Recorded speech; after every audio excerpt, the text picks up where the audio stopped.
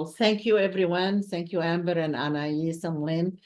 Many thanks to our alumni. I am really thrilled to see you all, and I would thank you for your volunteering to be the role model and discuss your success and also what you have since your career with our student, current and prospective. I also want to take this opportunity to let you know that now we have a new website for alumni. We would like to guys to be engaged with us. We would like to hear from your success, but we also want to make sure that we are available for you in case there is anything we can help. Your input on continuing education, everything is great. So I take this opportunity specifically with alumni with dual degree. I am one of them, by the way. I'm an alum of the college. I'm also a dual or triple degree, so I can see the value of expanding the horizon. So again, thank you for the alumni panel, and thank you for the students who are also attending. I'm sure that you will gain a lot from the experience of our alum, and I want to let you know that I am always and will always be proud of all of you. So bear down and follow us with LinkedIn. If you are not already on my network, I will be happy to have you, and I'm good in responding to email as well. So thank you very much and welcome. I would love to stay, but I have an advisory board meeting, so you guys enjoy the meeting, and I will know everything about it later, and it will be also on our public page. So thank you. Hey, and we have a new member of public health, I guess, with Anais. That's great. So it grew to be a public health. And so I wish you all the best and enjoy the panel, and let me know about it. So thank you, everyone. All right, thank you, everyone. And so now I'll pass it on to our Assistant Dean of the Office of Student Affairs, Lynn Duran. Good evening, everyone. Thank you so much for joining us. This is the second of our alumni panels. I'm really excited. I learned so much from the last one.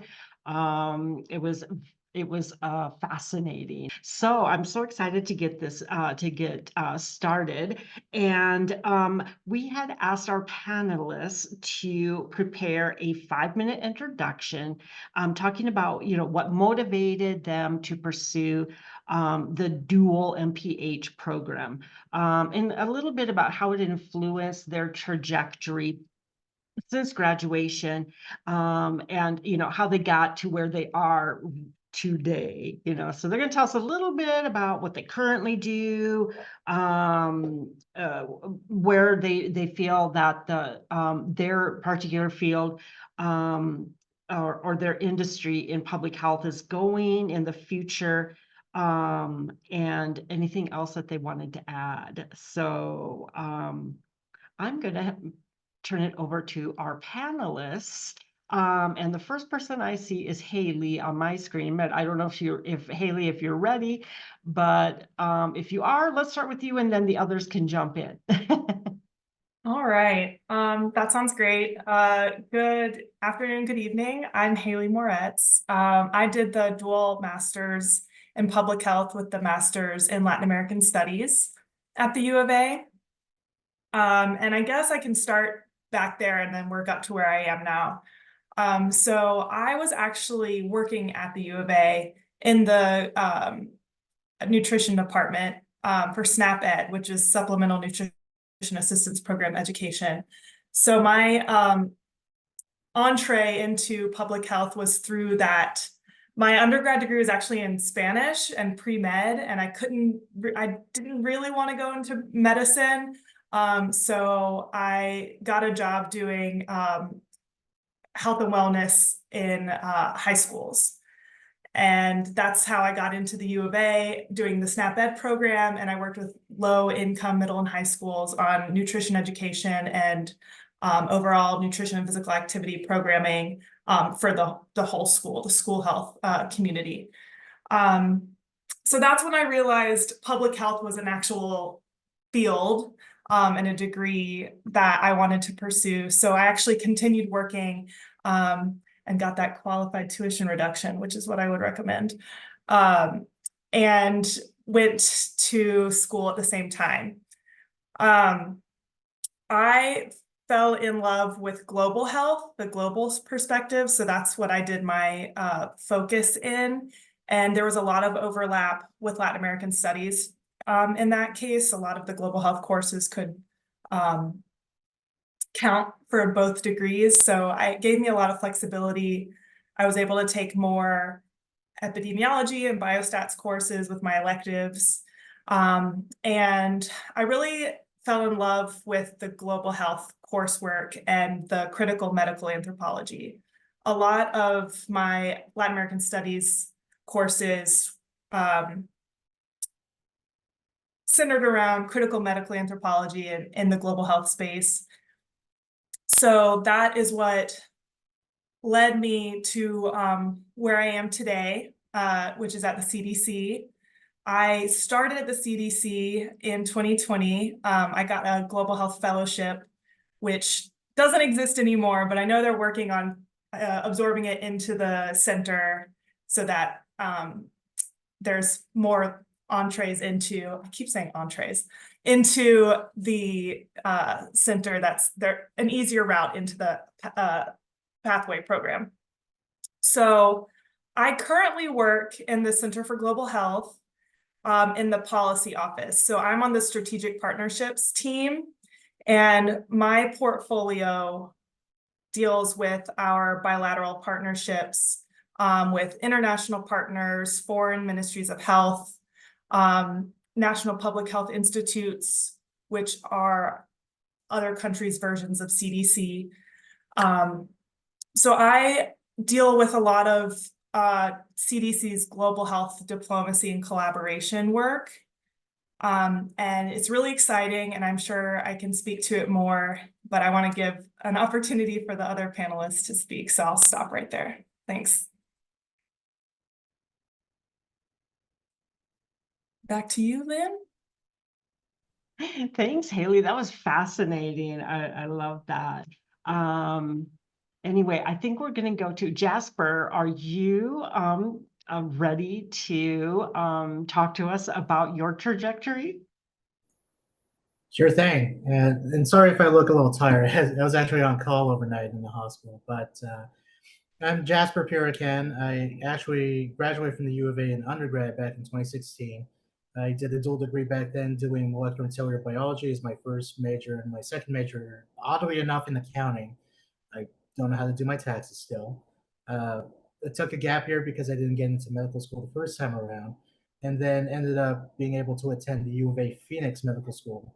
At that time, I was actually also able to add on the MPH as a second degree, and was able to complete both the curriculum in the course of 4 years. And so I graduated with both my MD and my MPH from the U of A Phoenix in May 2021. Since that time, I've actually been working as a psychiatry resident. So I'm currently in my psychiatry residency with Banner University Medical Center Phoenix, or Banner Good Sam, if you folks might be familiar with the Phoenix area. I'm currently nearing the end of my third year of residency out of 4 years, and it has been an interesting experience, to say the least. Not just because of the practice of psychiatry, but I wasn't actually fully aware of how much public health was integrated into the practice of psychiatry until I was practicing it myself, even though I'm a trainee. What I found is elements of public health, getting to know communities at their level and what kinds of societal, socioeconomic factors that they bring into the clinic, and the kind of communities that I treat here, how that influences mental health care. A lot of it is also looking into cultural psychiatry and how folks from different backgrounds, whether it's culture, creed, color, uh, how that influences my approach to help these folks with mental health concerns. What I've also found is many of the public health elements that was the focus of my MPH, which was the clinical leadership track as part of the MD MPH, really also helped to identify ways that I, as a future physician leader, can try to advocate for change, not just at the clinical level, not just for my patients and within the systems I work, but to also advocate for change within the communities that I serve, whether that's at a political level or working from a community-based leadership role, whether that's as a chief medical officer or someone that does public health policy research or really just trying to support those in greatest need in their community. I would say that within psychiatry specifically, public health is important because we always talk about what's called the biopsychosocial formulation. Essentially, it is the biological, psychological, and sociological elements that play a role into why patients present to our clinics, to the hospital. And so it's integrating the physiological, psychological, and the socioeconomic status of the patient, their cultural background, and the communities that they come from, which I think really lends itself to a more holistic view of patient care that I think is benefited by the fact that I have the public health background. And I think that it's only going to become more important, not just in psychiatry, but in the practice of medicine moving forward. And there's plenty of opportunities for physician leaders to utilize this background and the knowledge that comes from a master's in public health to advocate for real change.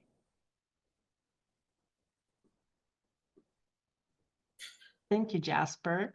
We'll go on to our next, our final panelist for this evening, who is Tu Pham. She is PharmD MPH. Well, good afternoon, everybody. At first, my name is Tu Pham. The first name sounds like number two, so to make it easier for everybody to say it. Mm-hmm. And I completed the dual degree program from the MPH with the class of 2021. And my focus during the MPH program is public health policy and management. I'm currently working as a pharmacist at the Fort Human Health Center, which is an Indian health service in Winter Haven, California. Oh. And our clinics mainly serve the Quechon and Cocopah tribes, but also serve other tribes in Arizona and California as well. So what get me to the program first and then where I'm now. So I have been passionate about medicine since I was little. And I knew that I wanted to pursue a career as a healthcare professional. So as an international student, I came to the US studying my prerequisite. And I started collecting the information about pharmacy program. But around the same time, I was diagnosed with TB. So while getting the treatment, the quality of care that I was fortunately got from the local public health program, I feel really, really lucky, and the experience renews my motivation to give back to the community. So I decided to pursue the dual degree program from the MPH. So yeah, as someone who already received the care, that I decided to add on the MPH.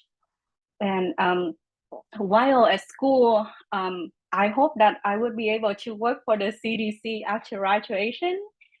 And we all know that to work at an IHS, for pharmacy program, we either have to start the internship at an IHS facility during the summer of the second year and the third year, or we have to have the rotation with IHS during the rotations for the fourth year, or we have to have the residency with IHS. So we have to have some sort of exposed to the IHS system. Well, I didn't do any of those options. So I thought my chance with IHS was very low. However, with my MPH background and also the rural health professional program that I enrolled in during the pharmacy program, I was able to apply and got offered a job with IHS now. So I didn't think I would be able to, but that's where I am now. And so while learning about pharmacy, MPH, and actually currently practicing in my field, I truly believe that the healthcare professionals and any other professional unite in the public health field for the purpose of serving the communities and the populations. So I highly emphasize the role for the public health. Thank you. That's very interesting, and congratulations on being able to bypass some of those other requirements. And I must apologize. You were not our final panelist. Our final panelist is Andrea. Do you pronounce it Andrea or Andrea? Potato, either way. Potato. Andrea Logue. Okay, Andrea Logue, Perfect. excuse me. You're right. Did the dual JD MPH program. So take it away, Andrea.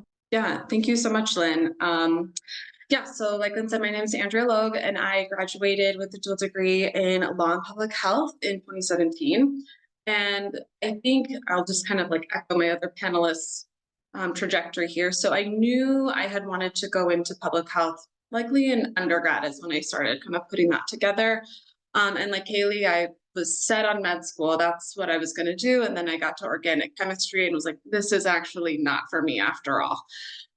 So I had some family members that were very involved in public health, and that really influenced me as well. And I've had some internship opportunities in undergrad come up that kind of solidified my interest as far as what I could do in the public health sphere, but on a policy level. And I thought the best way to kind of influence the most amount of people was through policy and law. So I went to undergrad out of state, but I am a Tucson native, so I knew I wanted to end up back at the U of A, and I applied for the dual degree program. And I just start the way I did it is I started my first year in law school and then did my second year just in my MPH, and then you kind of crisscross and do classes at both schools. And it's also a 4-year program. So as opposed to, you know, finishing law and then jumping into the master's, you're able to kind of truncate that and make it a little shorter journey. So I didn't have anything lined up career-wise immediately after law school and prior to taking the bar exam.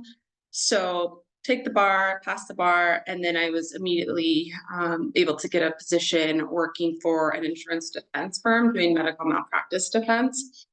Now, I wouldn't say that insurance defense was my calling or passion, but I would say that it was a really good way to kind of introduce public health and law on a smaller scale. You're working with a physician who has, you know, been treating patients, and the patients are coming, they filed a claim because they're unhappy with their treatment or feel like they've been negligently treated in some way. So working in that healthcare sphere, a lot of exposure to a lot of words that Jasper will have to educate me on later. I was constantly Googling things left, right, and center. What does this mean? What does this mean? But it was a really good introduction to how these two worlds can kind of meld and meet. So I worked in the private sector for a while, and recently I have moved over to, I now work for Access. I'm an in-house counsel there. And this has been really where I kind of saw myself landing in undergrad. This is what I do daily at Access is I do a lot of public health policy. I do a lot of trust review, and it's really working with the whole state as opposed to you're representing one doctor who treated one individual. So it's really fascinating work. And it is like I am able to use those skills from law school and those skills from my master's constantly. They're constantly crossing over all of the time. And I'm sure if anybody here is familiar with state Medicaid, it impacts millions of Arizona citizens. So seeing that ripple effect has been really fascinating and really rewarding. It's, as I'm sure some of you are aware, the thing that I see and where public health is going, especially in the legal field, it's very rocky right now. And we are, especially public health and law is at the forefront of the upcoming election. There's a lot of issues that we're seeing in the Supreme Court that are coming out that are directly related, especially to reproductive health. And I apologize, speaking of reproductive health, if you can hear my daughter in the background. She wants to chime in too. Anyway, so obviously, like going back to what I was saying, Arizona is at the forefront at a lot of these things. So seeing how things are shaking out in the House and the Senate as of late with the abortion issues that are come about. I've also been fascinated to see the things that coming out of Alabama, where you've seen these IVF issues that have arisen, where the state of Alabama has claimed that these fertilized eggs, these embryos are considered humans, and they have human rights, and it's fascinating. So it's really interesting work. But again, the lawyer could talk forever, so I will leave it there, and we'll continue. So thank you so much, Lynn. Thank you. You guys have led really fascinating professional lives, and I know that some of our students, students who are thinking about graduate school too, kind of would like to know, if you did work while you were, pursuing your graduate degrees, how did you manage that? And was it really hard to balance the 2 degrees? I know Andrea mentioned that hers was a 4-year kind of crossover, sound like year after year.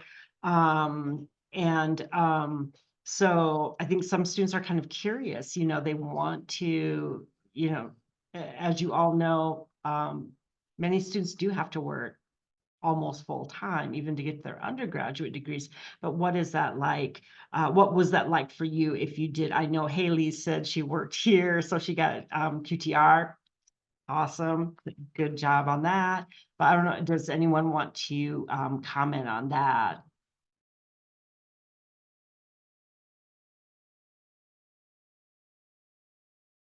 I can just speak briefly to my experience. I think mine was kind of unique because I was working at the U of A for a couple of years before I decided to go to grad school. So I worked out with my team and supervisor that I could reduce my hours so that I could be a full-time student, which was challenging. But I had the flexibility in my work schedule to be able to move around classes. And so that might not be everyone's experience, but I got lucky to have that workplace flexibility and able to flex my time around classes each semester. And I did my dual degree in 3 years. So I think instead of 2 years for MPH, 2 years for MA, because there was overlap, I did it in 3 years. But just in general, I would definitely recommend if you want to go to a certain school, see if you can get a job there. That was a huge help for me moving out of grad school and into the professional world, I think. But then I did stay in that job. So when I finished the degree, I did about another year in that position before I got a research specialist position at Mezcoff, actually. So just switching colleges before getting the CDC fellowship.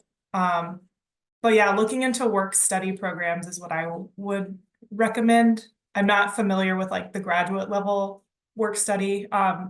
Graduate research assistants, I did that for a little while, but then that was a lot to juggle, but that's a great one to cover some costs over. Thanks, Haley. Jasper, too. Andrea, did you want to comment? Yeah, I'll comment quickly. So I also had a graduate research position with a MPH law professor at the U of A during my time. I would say having a full-time job and doing law school and the MPH, I don't know that I could have balanced that. Even maybe a part-time job, I don't know that that would have worked either.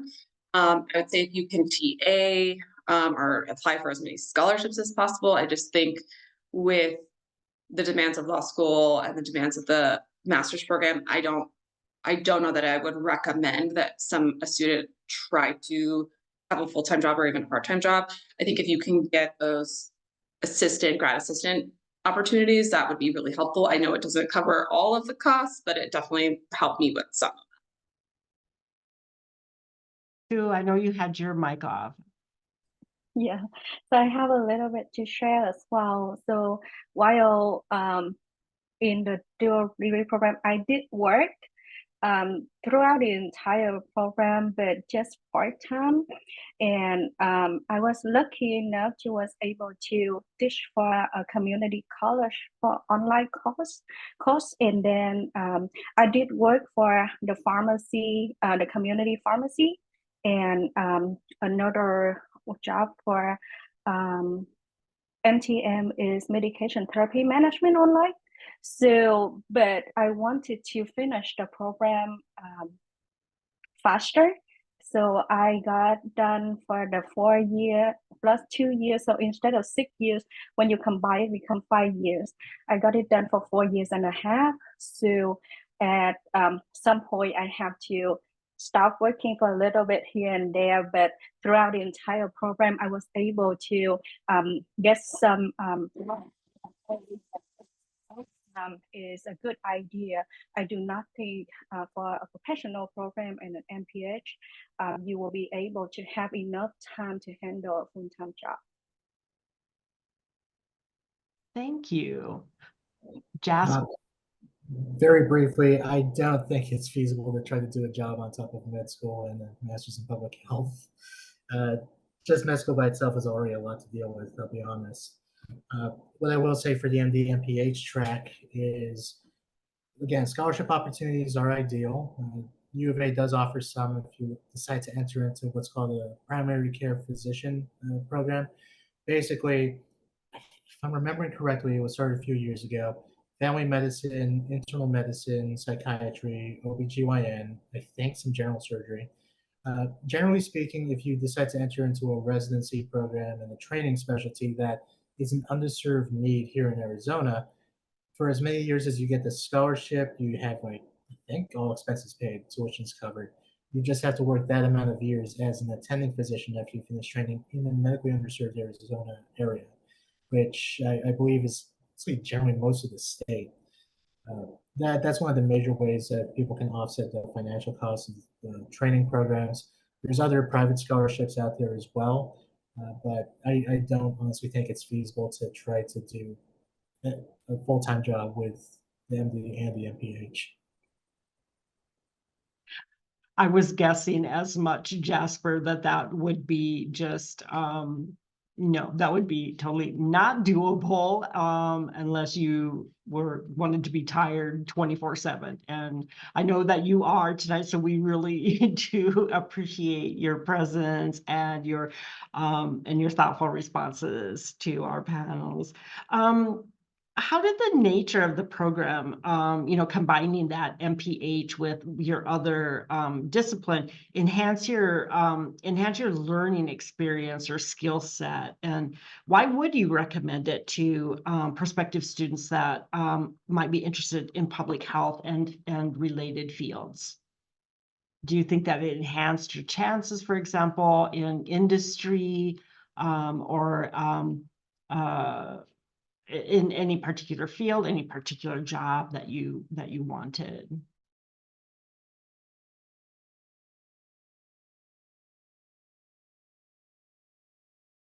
I don't mind continuing going first, but I don't want to be the only, I don't want to speak in front of everyone. I don't know, we got a routine going here. All right. It's okay. Okay, so I think it's so interesting that we're all in such different corners of the public health world. So in global health, it's much more macro level. So I really enjoyed doing the dual masters. I remember in the time, some of the public health coursework can be more cut and dry. And the Latin American Studies degree is a humanities focused, social behavioral degree. So it was a ton of writing. And I think I got a lot more writing experience from having that degree. Wasn't so much in public health, but it was a good blend when you were doing a lot of the quantitative things in public health, but then there's a lot of reading, but there's more creativity involved in like writing. But then within the Latin American Studies, the Master of Arts, the elements that I was able to incorporate into both degrees really lend themselves to being able to work in the global health space, because it involves like social, political, environmental factors that influence people's behaviors and health. I remember taking I think a political ecology course, and all of those theories and elements come into play all the time with the work that we do, whether it's responding to an infectious disease outbreak, the anthropology of it is really important to know the social and cultural behaviors that might influence the spread of something, for example. And for me, I felt it gave me a leg up in the spaces that I am working in now, and gave me exposure to learning about different perspectives and lenses through which people view health and view their, how they interact with their worlds. So I'll pause there. Thank you, Haley. That was great. Great explanation. Do we want to go to Andrea, Jasper too? Do you have anything that you want to add? Yeah, I'll add, I would say definitely right off the bat, having the MPH made me more marketable as an attorney. Being able to not only understand like the statutory landscape, but also be able to apply the social determinants of health to how these laws and rules are impacting citizens and things of that nature. And even going into the private sector, applying for jobs and saying like, yes, I have that dual degree, I think it automatically set me apart. And just having that additional background, and again, especially within like even like a science or health sphere, it's just good to be able to know you're able to demonstrate to future employers, like, yes, not only am I a practicing lawyer, but I also have this extra set of skills that is unique. So I don't see very many JDMPHs, in practice. I see a lot of healthcare attorneys, healthcare regulatory attorneys, healthcare contract attorneys that have kind of had to learn those things as they go throughout their daily practice. But having the MPH, I was able to just immediately kind of speak that language to my peers and people that were already in that healthcare sphere. Yeah, that's a very interesting comment. I think, those that just have to learn it kind of by the seat of their pants as they go, and you coming in and saying, oh yeah, I know that already, and jump right into those cases. That's fascinating. Du or Jasper? I'd say from my experience, a dual degree was helpful in a few different ways, kind of alluding to what Andrew was saying. It does help make medical students a little bit more unique when it comes time to apply for residency, uh, especially with the changing academic environment for medical school, where there's not as many scored board exams. I think our first board exam nowadays is pass-fail. So it does serve as a differentiator for many applications for residency. Some of the contents of the MPH, epidemiology, statistics does appear on board exams, so that's beneficial to help reinforce that knowledge as well. I would also say, in practical terms, outside of the pipeline to residency and becoming an attending physician, I'd say having the master's in public health opens up very complementary career opportunities that wouldn't necessarily be accessible to pure MDs or DOs, where having the master's in public health allows you to move into more of a healthcare administrative role a little bit more easily, move into the advocacy role more easily, and in a sense helps to speak a different professional language, which I think is very beneficial, not just for sake of personal networking and career development, but also being able to act as a waypoint between different thoughts, ways of thinking, professions in a way that helps allow you to be a major change maker. And I think I had mentioned this before, that is an important role for physicians to fulfill, is to be someone who's able to support the community at various levels, not just in our examination rooms or the hospital. Yeah, I love that. I love that perspective, and speaking and using that phrase, speaking different languages or levels of language, I think is important, and that is a key aspect of what public health professionals do learn. Sue, did you want to add anything to that? So I just have a little thing to share, because at first it will sound like a little academic, because I think that the MPH give me a better and more complete picture in providing healthcare. And also is prepare me better with the skill and leadership strategy. Specifically, like in pharmacy, we learn how to care for people as individuals. But in public health, I learned how to care for people as a group, as a community as whole. So it's make it a complete picture to me. And in pharmacy, we also learn about leadership skills. But in public health, my focus of policy and management, we were able to analyze in depth in like successful experience and failures.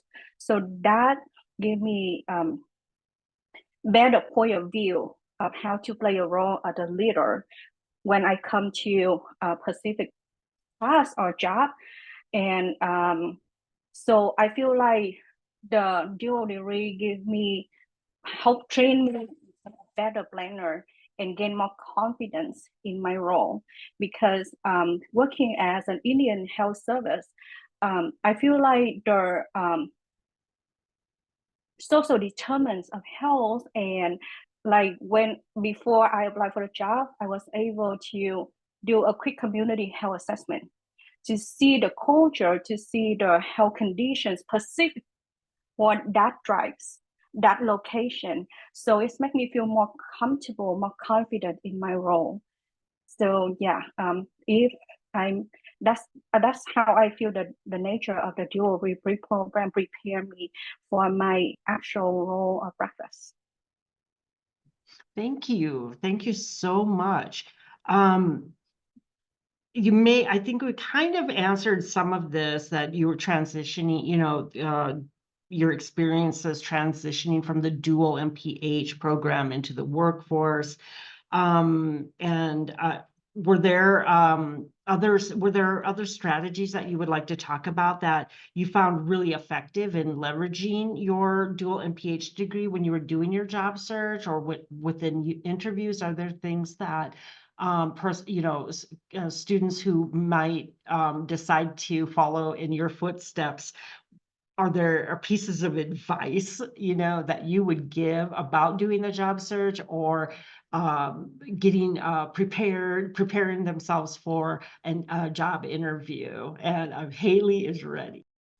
I am.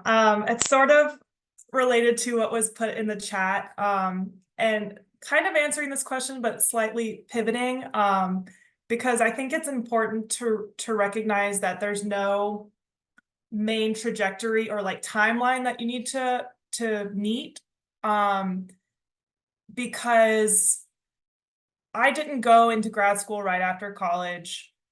I like I said, worked for a few years, and I didn't necessarily get into the programs the first time that I applied. So for example, I applied to that Global Health Fellowship program. It was run through the Public Health Institute. It's no longer is called that, but I didn't get into it the first year. And that's when I worked at the U of A and the College of Public Health on that research study. So I think having that extra element of, I worked as a research specialist, doing survey design and study design and building out this study. And it was an NIH funded study. So I think just adding that little blip into my resume made me more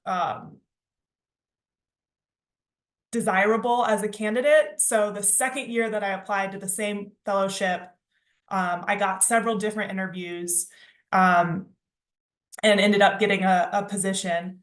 So that's one thing that I would want to emphasize, is that don't get discouraged if you get rejected. Especially at CDC, it is tough to get into the agency as an external candidate. I can talk all night about that, but I can't tell you how many jobs I've applied to. And I'm like, my resume might be the exact thing that's in the position description, but you don't know what's going on behind the scenes and the bureaucracy of everything. So don't let those things tarnish your self-esteem or your energy towards reaching for what you want to get to. I'm going to pause there because I could just keep rambling. It's so interesting, and I think Amber would be a liaison between our alumni, our panelists, and any students here. So if that is the case, and people are interested in the CDC, she can probably help to work something out. Jasper, to Andrea, any other words of advice? Yeah, I actually love this question because the first thing that came to mind is my kind of capstone project for my master's was working to introduce healthcare, like a new healthcare law, the licensing for community health workers.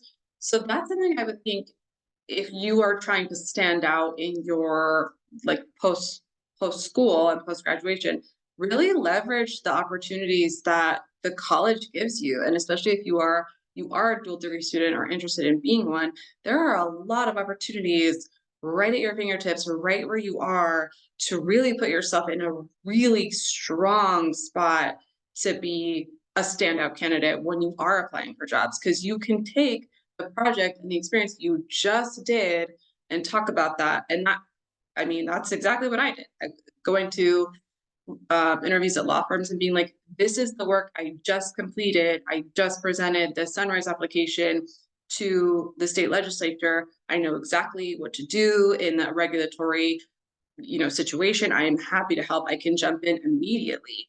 And I think that's something that if you can take advantage and really make that project work for you in a very tailored way, it is an incredible opportunity to spring forward right away into a career path.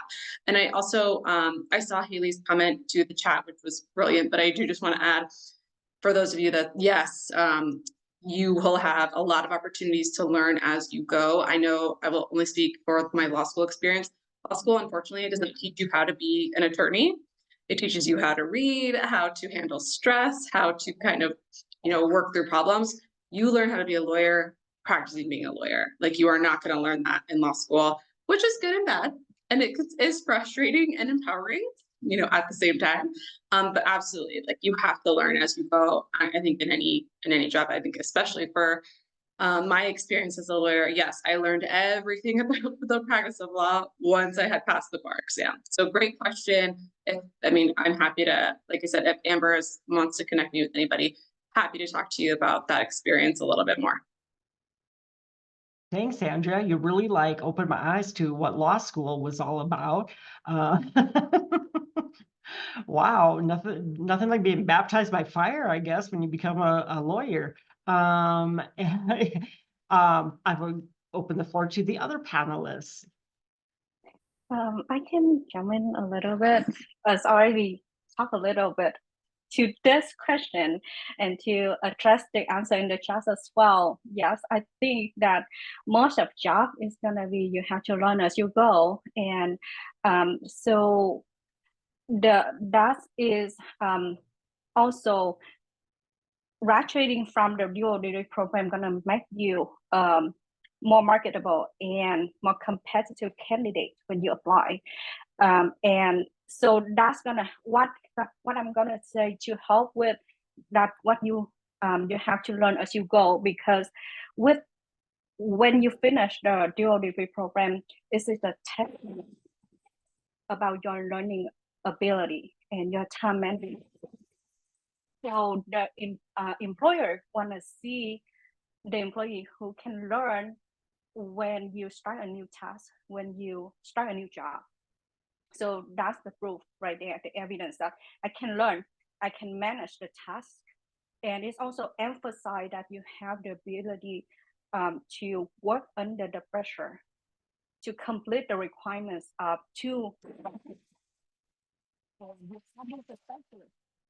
manage those requirements. That's why you graduated. And you finish the multitask throughout the entire program. So that's really highlight that you are a good candidate. And you can emphasize that in your resume, list on LinkedIn, and mention it during the interviews.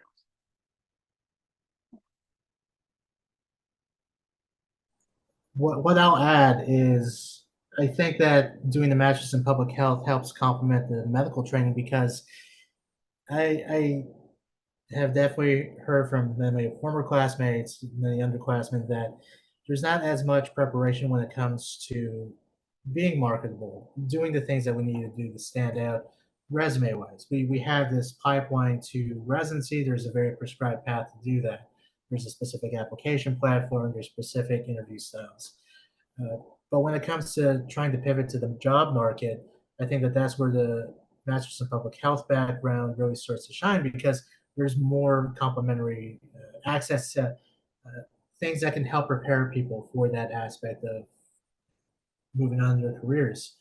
And I'll also add, just like everyone else has said, that doing the master's in public health within medicine does help differentiate. Being able to speak to the capstone project, kind of like what Andrea was saying, is vital in being able to market yourself as a prime candidate for a residency program. Or hypothetically, lots of MDs and DOs actually do split clinical work and industry work too, whether that's working for a biopharm, doing research, market analysis for big financial firms, or commenting on public policy.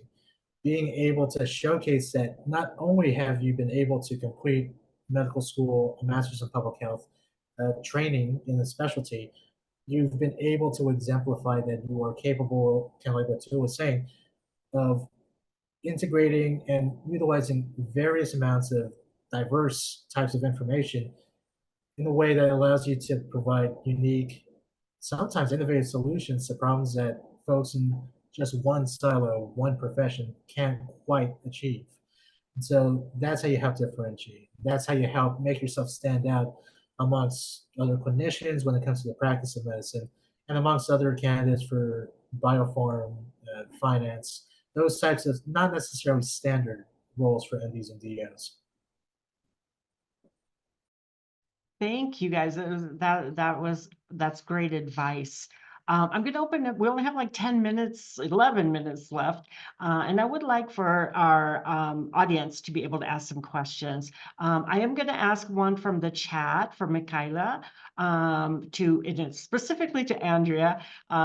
She's thinking about doing a JD and PhD dual degree. And how is that different than doing only law school and then picking a health law concentration? Yeah, this is a really good question. I also did a health law concentration in law school. And I would say the MPH is a little different in that it made me a lot more marketable. When you're doing the health law concentration in law school, it may be focused on like health torts, so like health negligence, or I think I did like a biomedical law. So it may be it's very case specific focused in that side of things. If you're doing an MPH, it really kind of rounds out your education.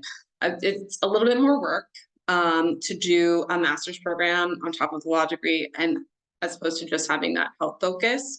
But again, I would say it really allows you an extra set of skills to get the dual degree, as opposed to just doing a focus in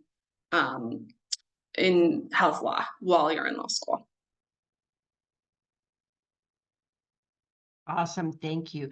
The others, I know others have put questions in the chat, but we'd like to hear from you. If you do have some questions, feel free to unmute and ask away. Shanil. Thank you so much for this informative session. My question is really about the funding. If I would like to do the dual degree, I'm already in my first year, second semester doing the MPH. And if I have like a 0.5 graduate assistantship, do I have to, for my MPH currently now, do I have to pay another fees for the MBA if I'm accepted and I want to do the dual degree? Eller as a professional school may have some different fee structure. Although I do know that this coming year there are some changes that will be instituted. But Anais, could you speak to that? Yeah, you Got it right there, Lynn. So each college is responsible for their own program fees, their own program applications. I actually did want to throw that out there as well. When you are applying or looking at a dual degree, you do apply to both programs separately. And if you're accepted to both programs, you would then work with your coordinators, your admissions counselors to let them know, hey, I've been accepted to both. I would really like to pursue the dual degree. And then they'll help you with your course sequencing. And then that's where the financial aid questions will come in, the funding questions will come in, and then the different fees that each college will have when it comes to tuition. But yes, so there's definitely those logistical things that will take place after being admitted. Thank you.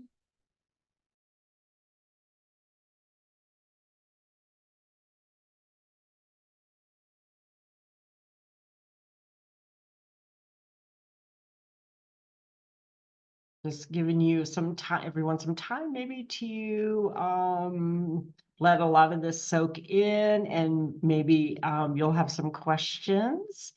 I've been said, out of all the dual degrees with MPH, which one intertwines the most with MPH, do you think?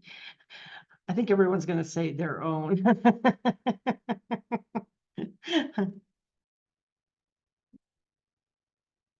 I don't know that one does over the other, because I see JD MPHs and MD MPHs all over the agency, and they're all really important. And I think the interesting thing that I found out is that public health is a much bigger world of possibility than I realized when I was in grad school.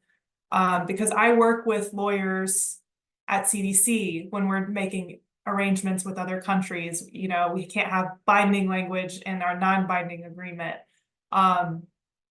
A lot of MD MPHs throughout the agency. I mostly work with our country offices, and I know most of the leadership structure is either an MD or a PhD in the country director, deputy director positions. I'm gonna pause there. Over. Would any of the panelists say that I agree with you. My area is not public health. I've been in student affairs for many years. My academic training really was very interdisciplinary in the College of Education in what was called language, reading, and culture. So my formation is very interdisciplinary with anthropology, education, bilingualism, and things like that. But I've learned that, public health is this very wide sphere that touches so many points. And if you think about it, touches every single one of us individually and in our communities.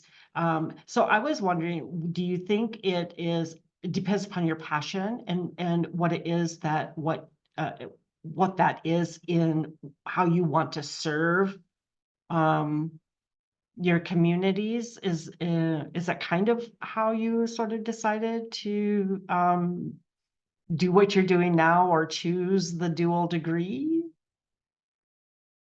Yeah, Lynn, I think that's actually beautifully said. I think you could apply public health in any way that you want, but it is just a matter of like, if there's that little extra that's kind of pulling you to go to med school, to go to law school, to do Latin American studies, PharmD, that little extra, you're going to find a way to incorporate public health very easily. And it's going to serve you very well. And it's going to be a really good bolster to that little bit of extra that you want to take on. If your passion is public health, you may not want to pursue another degree. You may want to just focus, whatever you are being called to do. But if you want to take that additional step and you have the public health interest, it's only going to bolster you.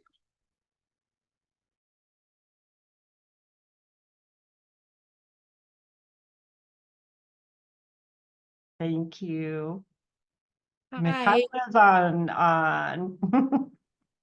I have a quick question. My name's Michaela. And I was just wondering your guys' experience with like applications and applying to both schools, and were you looking at other places for dual degree programs specifically? Yeah, and just what was your process? Did you ever get into one and not into the other? Was that harder to apply to both things, different requirements? Yeah, what was your experience with that?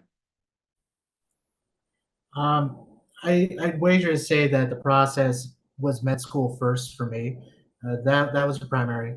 So typically that process is bizarre in my mind. Sometimes I can go off on a whole total lecture about this all night too. Long story short, I applied broadly to a bunch of different medical schools. Was lucky enough to remain in state with U of A. And then starting medical school, at least with the Phoenix program, we could take like some introductory MPH classes without the commitment of the degree. And if we decided we wanted to continue, that would be a separate application through the MPH, but that was already accepted to our medical school.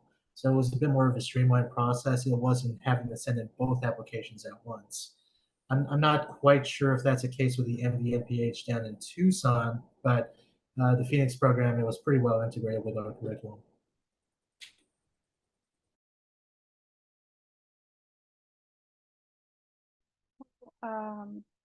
For pharmacy, I applied for both programs at the same time. So to prepare for that, I have to take the PharmCAT and apply to the PharmCAT application. And on top of that, I have to apply for the MPH program. So the difference is for the pharmacy, you have to go to the interview as part of the application. The MPH mostly you only apply online, and I also, as an international student, I didn't have a lot of information, and my undergrad was from another with our advisor at the College of Public Health, and we sit down and talk about the application and what I need to do. So my experience may be a little different from others. Yes, but you have to do both of them at the same time.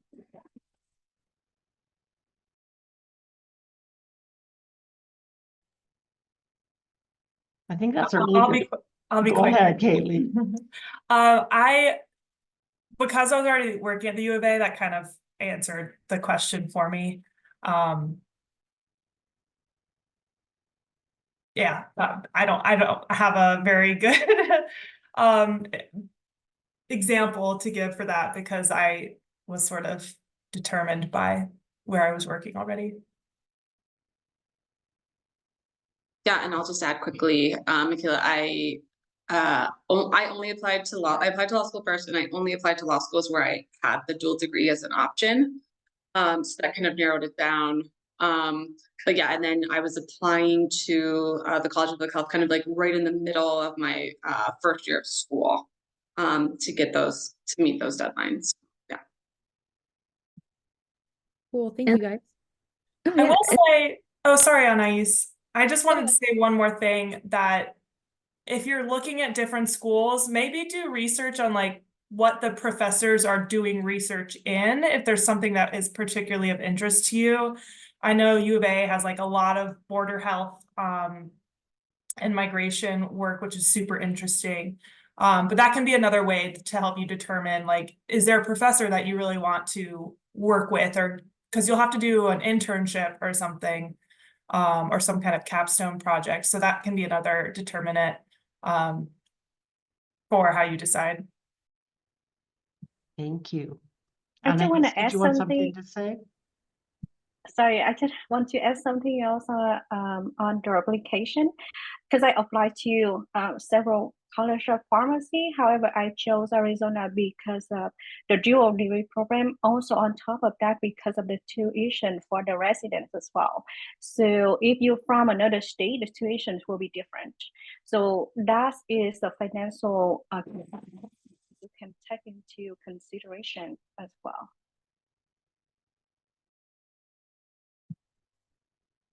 Yes, and then when looking at different programs that you're wanting to apply to, the benefits of looking for the dual degree is always an option there. Applying to the two different programs is always nice. I don't know all of the specifics of like if you're already a current student at the U of A, but I'm assuming it's fairly similar. You do have to apply to both programs, so you'd be able to apply to the other. If you apply for both and you're accepted for both, from my understanding, talking to one of the MPH coordinators here at the U of A, just as a fun fact, because I am a prospective MPH student as well. I work for the U of A, but I'm a prospective MPH, and I actually am interested in the MPH MBA. So unfortunately, our panelist for that track wasn't here today, but we're able to connect and get some more information afterwards, for sure. But I've been doing some research and asking some of the MPH coordinators, and so we are able to apply to both, and then you defer one program, and then you focus on one for 1 year, and then you kind of put pause on that one, and then you can start the next one. And then your third year, your course sequencing will kind of blend into each other a little bit more. But definitely something to look into there. But just wanted to quickly add that. I know we're over time, but thank you all Yes. so much. So I'll pass over to close this out. Yeah. Thank you. I do want to be mindful of our time. We are 2 minutes over. Andrea did have a hard stop at 6:30, and I appreciate her time. I acknowledge that space. And thank you, Jasper, Haley, and to for being for sticking with us a couple minutes longer. As I said in at the beginning, Amber Richmond will be able to help you to make connections if you so wish to connect with any of our panelists today. Thank you again, and have a good evening.